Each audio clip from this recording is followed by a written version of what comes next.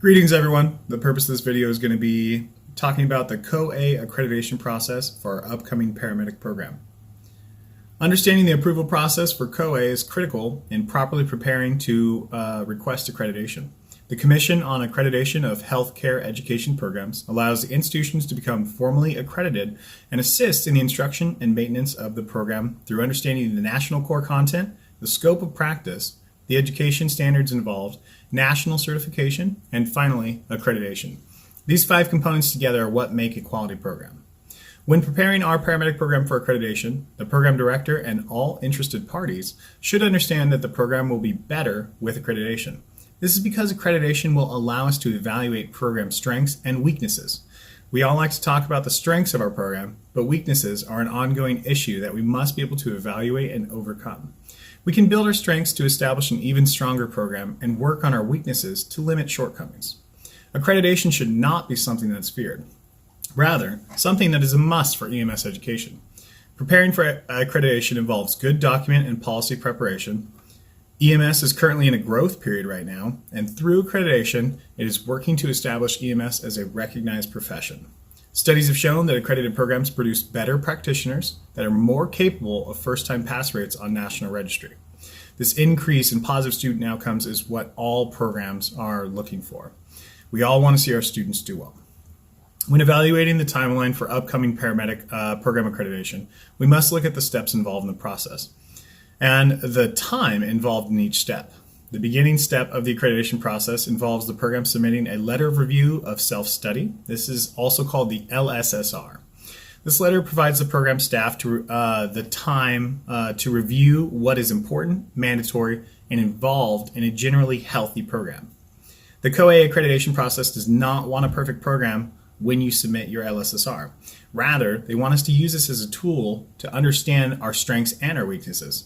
Some of the major highlights of this letter are going to be involving the minimum requirements. So we have to have a college that can give credit.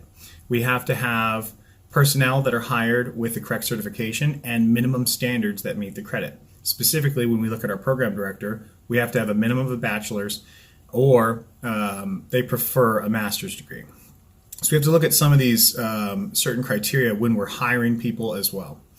We have to have all of the normal things you would associate with the class, the location of the class, supplies for the class, and then the curriculum. And we need to have all of our staff familiar with the curriculum as well.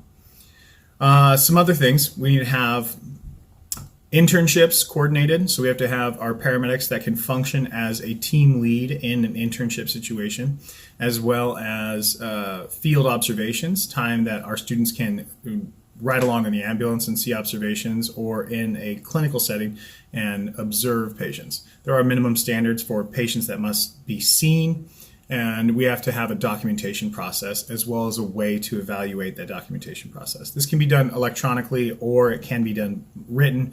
Written obviously is going to make a bigger student folder, and we're going to have to also maintain all of those student files in an easily viewable way. So tracking the student's progress as we move forward. While we're talking about that, we're going to also incorporate student conversations throughout the class. We want to talk to student and see how it's going for them, not just when they get in trouble or if they're not doing well academically, but also as an ongoing just counselor meeting. How's it going for you? With all of that being said, we need quite a few things. And there's some common pitfalls associated with programs as well. And the CoA website publishes a standard pitfall avoidance document on their website. I'm going to read the 6 most common, that way we know moving forward, once we start the LSSR process, what these common pitfalls are. Number 1, program sponsorship is not met. We have to have a college that can give college credit. Number 2, program director does not meet all the qualifications. Number 3, the medical director does not meet all the qualifications. Number 4, clinical and field internship affiliates have not been secured prior to submitting the LSSR. Number 5, the SSR contains plagiarism. We can't copy this directly from the website. We have to use their example and build our own. Number 6, if the SSR template has been altered in any way.